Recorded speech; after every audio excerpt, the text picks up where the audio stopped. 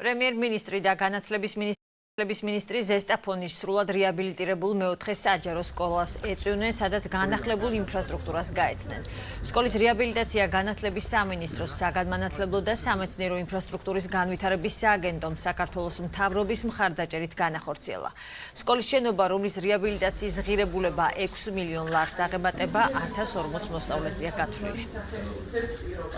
ნახეთ ფოტოებზეც, რა მდგომარეობაში იყო ახლა სკოლა და დღევანდელი მდგომარეობით ეს არის თანამედროვე სტანდარტების შესაბამისი სკოლა, არაჩვეულებრივად აღჭურვილი და მე მინდა მიულოცო, რა თქმა უნდა, სკოლის დირექტორს, სკოლის ხელმძღვანელობას, პედაგოგებს და რა თქმა უნდა, პირველ რიგში მოსწავლეებს. ახლად რეაბილიტირებული სკოლა, რა თქმა უნდა, სკოლების რეაბილიტაცია ხელს უწყობს სწავლების ხარისხის გაუმჯობესებასაც და ეს არის არაჩვეულებრივი პროექტი, რომელიც ხორციელდება სკოლების რეაბილიტაციის სახით და რა თქმა უნდა, ეს პროექტი გაგრძელდება, ჩუმოვსმորդული პროგრამა, რომელიც ითვალისწინებს დამატებით ასობით სკოლის სრულად ნაწილობრივ რეაბილიტაციას, ახალი სკოლების მშენებლობას. დღეს ასევე ვანის მუნიციპალიტეტში დავათვალიერებ სრულად რეაბილიტირებულ სკოლას. ეს არის ერთ-ერთი უმნიშვნელოვანესი პრიორიტეტი საქართველოს მთავრობისთვის და მიმართულებით, რა თქმა უნდა, მუშაობა გაგრძელდება. ჩვენთვის უმნიშვნელოვანესია თანამედროვე განახლებული სასკოლო ინფრასტრუქტურის შექმნა საქართველოში.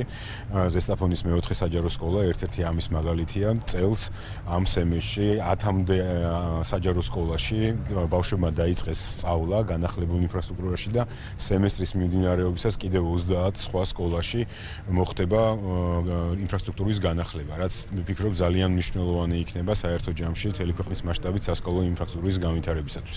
მეორე მხრივ ჩვენთვის მნიშვნელოვანი არა მხოლოდ შენობის და ინფრასტრუქტურის განახლება, არამედ შინაარსობრივი თვალსაზრისით, მეთოდური თვალსაზრისით სკოლის განვითარება, მასწავლებლების ხელშეწყობა და ამ მიმართულებითაც ძალიან ბევრი სასიამოვნო სიახლე გვექნება წლის მანძილზე. საგანმანათლებლო ინფრასტრუქტურის მოწესრიგება ერთ-ერთი ყველაზე მთავარი პრიორიტეტია ჩვენი ხელისუფლებისთვის და ამ მიმართულებით შეიძლება ითქვას, მხოლოდ ზესტაფონში წელს 20 მილიონი ლარი დაიხარჯება, რაშიც შედის როგორც სასკოლო ინფრასტრუქტურის მოწყობა, ასევე სკოლამდელი აღზრდის ინფრასტრუქტურის მოწესრიგება. ქალაქ ზესტაფონში 7 სკოლიდან მხოლოდ 2 დაგვრჩა სარეაბილიტაციო, რომელიც აუცილებლად მომავალში გაკეთებათ. პროექტი დაიწყო 2023 წლის ოქტომბრის ბოლოდან და დასრულდა დეკემბრის ბოლოს. სკოლა უკვე პასუხობს თანამედროვე სტანდარტებს.